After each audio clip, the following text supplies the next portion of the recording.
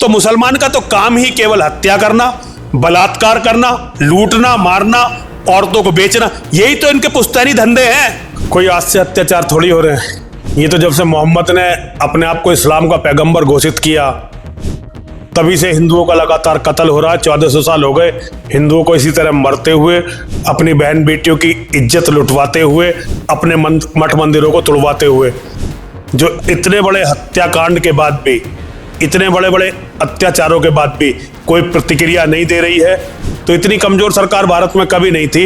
ये पहली बार इतनी कमजोर सरकार भारत में है। वो आपस में मिले हुए हैं, वो कोई विपक्ष और सत्ता कोई अलग नहीं है। वो आपस में मिलकर हिंदुओं का मूर्ख बना रहे हैं और हिंदुओं को मरवा रहे हैं। वो सब मिले हुए हैं उनकी मिली भगत में। इस पूरे भारत पर मुसलमानों का कब्जा होता चला जा रहा है और राजनीति उनके चरणों में नतमस्तक है। तो चुनाव का माहौल बना रहे हैं भाई, ये उनका काम है। वरना बांग्लादेश में बहुत अत्याचार हो रहे हैं, लाखों हिंदू मारे जा चुके हैं, लाखों हमारी बहन बेटी बर्बाद की जा चुकी है। वहां बहुत अत्याचार हो रहे हैं, मतलब उनका वर्णन भी नहीं किया जा सकता। केवल एक नरेंद्र मोदी इसका सॉल्यूशन कर सकते हैं। वो ऐसा कर सकते हैं कि आर्मी भेज दें, अपनी आर्मी भेजकर वहां पर 2 टुकड़े करके बांग्लादेश के और 2 टुकड़े कर दें पाकिस्तान के, हिंदुओं के अलग देश बना सकते हैं। नरेंद्र मोदी पर कोई दबाव डाल नहीं रहा और प्रदर्शन पता नहीं काहे के लिए कर रहे हैं। लेकिन तलवारें बांटने से कुछ नहीं होगा। अगर बांटना ही है तो हिंदुओं को पैसे इकट्ठे करके अच्छे हथियार बांटने चाहिए। तलवारों से क्या होगा? हिंदुओं के घर में अच्छे हथियार होने चाहिए ताकि हिंदू अपने आप को भी बचा सके, अपनी बहन बेटियों को बचा सके। आज तक जहां पर पूरे भारत में जितनी हथियार बनाने की अवैध फैक्ट्री पकड़ी गई है, इन गुलाब का फूल बांटने वालों की पकड़ी गई है। जितने भारत में नंबर 2 के काम कर रहे हैं ये यही कर रहे हैं। हमारी बहन बेटियों को 35 टुकड़ों में ये फूल बांटने वाले ही तो काट रहे हैं भाई। शिकार कैसे फंसाया जाता है? कुछ खाने के लिए उसे चूहा पकड़ने से की क्या ट्रिक है? रोटी का टुकड़ा दिखाओगे ना, जब तो चूहा फंसेगा। तो ये गुलाब के वो फूल हैं जो कमजोर मानसिकता के हिंदुओं को इनकी तरफ फंसा देंगे। ये पुलिस हिंदुओं को जगह जगह पीटती है। हिंदुओं के मंदिर भी सरकारी स्तर पर तोड़ देते हैं, उन्हें पीटते भी हैं। मुसलमानों से तो ये हर जगह पीटते हैं। अर्धसैनिक बल के हमारी तो फौज पिटती है मुसलमानों से। भाई दुनिया का सबसे दिलेर, सबसे बहादुर फौजी हिंदू होता है, लेकिन नेताओं के कारण वो हाथ बांध के पिटता है मुसलमानों से।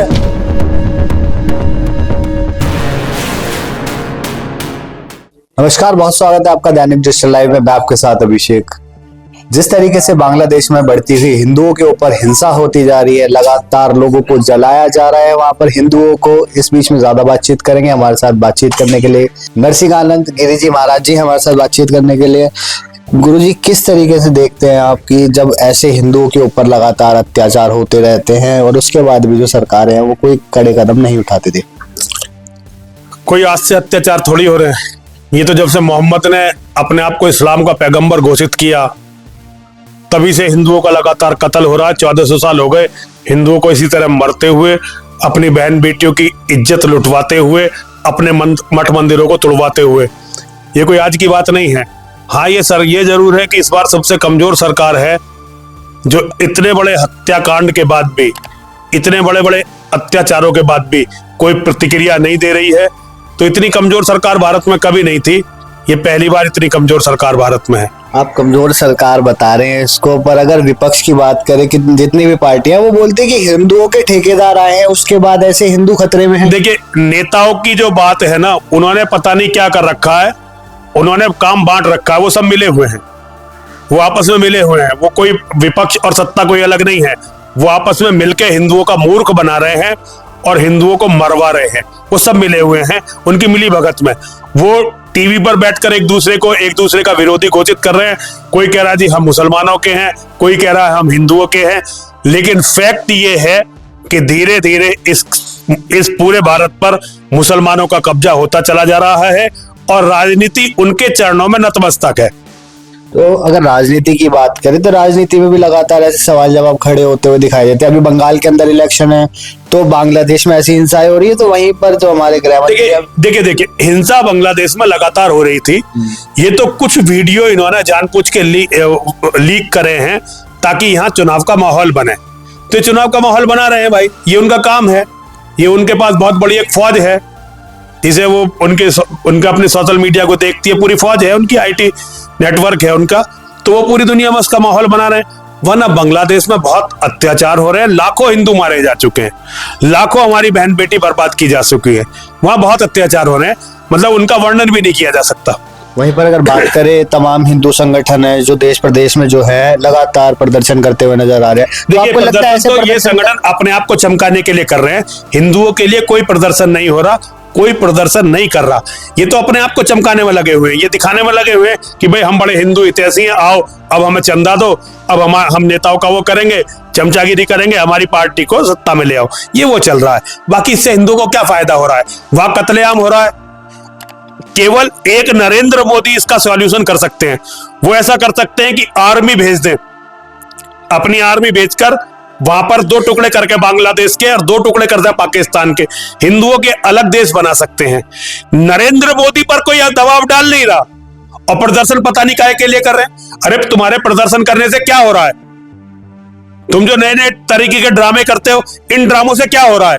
ये तो बेकार के ड्रामे हैं, इन ड्रामों से हिंदुओं का कोई भला नहीं हो रहा। हिंदू संगठन चलाते हैं एक पिंकी चौधरी, उन्होंने भी अभी बीच में आपने सुना होगा गाजियाबाद के अंदर जो है, हमारे शिष्य हैं, हमें सब पता है, गाजियाबाद के अंदर तलवारें बांटी। तो ये तलवारें बांटना क्या ठीक बात है? क्योंकि देखिए कार्रवाई तो गलत हुई है उन पर, कार्रवाई के लिए उन्होंने ऐसा कोई काम नहीं किया था, लेकिन तलवारें बांटने से कुछ नहीं होगा। अगर बांटना ही है तो हिंदुओं को पैसे इकट्ठे करके अच्छे हथियार बांटने चाहिए, तलवारों से क्या होगा? जब ये पागल आदमखोर कुत्ते हजारों लाखों की संख्या में तुम्हारे घर के बाहर खड़े होंगे तो ये कुट्टल तलवारें क्या करेंगी?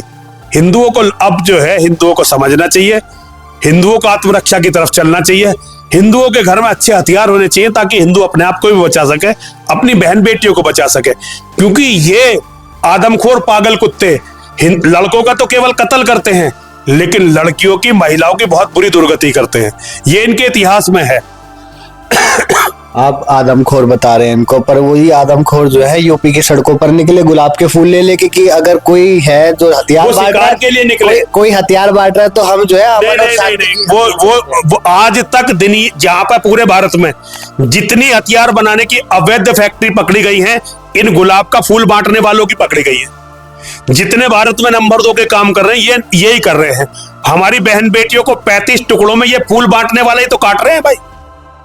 तो ये शिकारियों की, देखो शिकार कैसे फंसाया जाता है, कुछ खाने के लिए उसे चूहा पकड़ने से की क्या ट्रिक है? रोटी का टुकड़ा दिखाओगे ना, जब तो चूहा फंसेगा। तो ये गुलाब के वो फूल हैं जो कमजोर मानसिकता के हिंदुओं को इनकी तरफ फंसा देंगे, इन्हें शिकार करने के लिए अपना शिकार ढूंढ रहे हैं।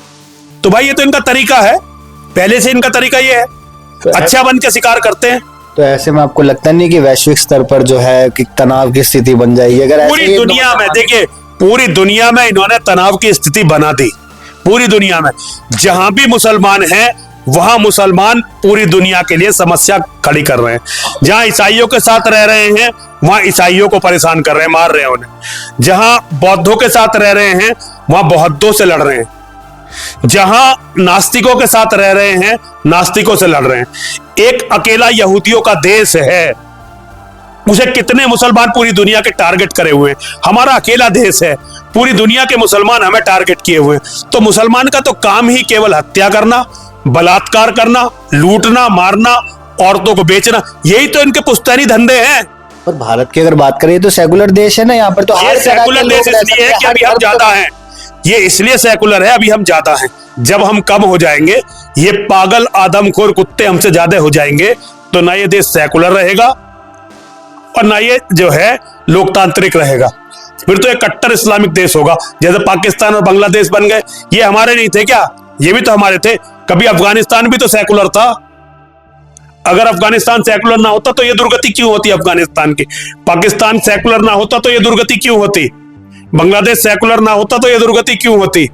हिंदू जहां बाहुल्य में होता है वो सेकुलर होता है, और जहां ये पागल आदमखोर कुत्ते ज्यादा होते हैं वो इस्लामिक राष्ट्र होता है। अच्छा, दिल्ली 6 में रामलीला मैदान है, वहीं पर अभी आपने सुना भी होगा कि उधर जो है अतिक्रमण के ऊपर बुलडोजर चला। उस बुलडोजर के चलते हुए वहां पर अफवाह ये फैलाई गई कि वहां पर जितनी भी चीजें हैं मस्जिद तोड़ने के लिए आ गए। वहां पर लोगों ने सोशल मीडिया पे वीडियोस वायरल कर दी। पर वहां पर जो एमसीडी का कहना था वो ये था कि अगर मस्जिद की 1 भी इंच हमने कुछ नुकसान करा तो हम उसके जिम्मेदार होंगे। पर वहां पर जो है वहां के लोगों ने, दिल्ली पुलिस, अर्धसैनिक बलों ने पत्थर फेंक के मारा। देखिए, अर्धसैनिक बल भारत के सबसे कमजोर है। ये पुलिस हिंदुओं को जगह जगह पीटती है, हिंदुओं के मंदिर भी सरकारी स्तर पर तोड़ देते हैं, उन्हें पीटते भी हैं। मुसलमानों से तो ये हर जगह पीटते हैं, अर्धसैनिक बल के, हमारी तो फौज पीटती है मुसलमानों से।